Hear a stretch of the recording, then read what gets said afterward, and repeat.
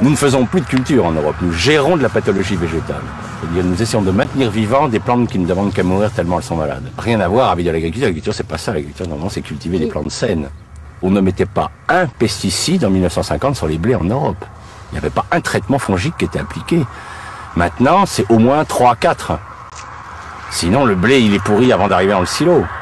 Donc il y a quand même une énorme différence, si vous voulez, au niveau... Mais ça se voit pas, parce que comme on a balancé les produits, et tiens, le blé, il est bien.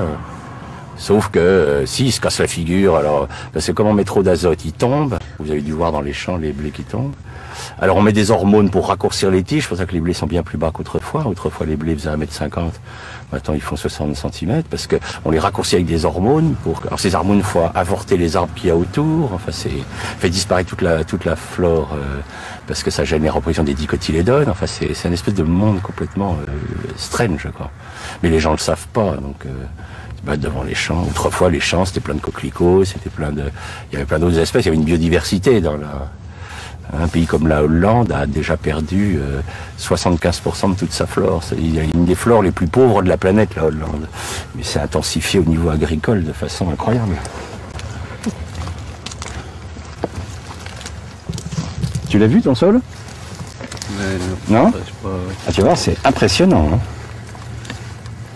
regarde-le. Qui va peut-être venir, mais... Ah non, on n'a pas été entendu, puisqu'on est avec Lydia, on a quitté l'INRA. On s'est mis à notre compte. Puisque quand on a commencé à montrer que les sols mouraient biologiquement, on nous a demandé de nous taire. Donc on a quitté l'Institut et on s'est mis à notre compte parce que on estimait que notre devoir de scientifique, c'était quand même d'alerter le monde agricole que la voie qui était choisie n'était pas la bonne ne permettrait pas de faire une agriculture pérenne.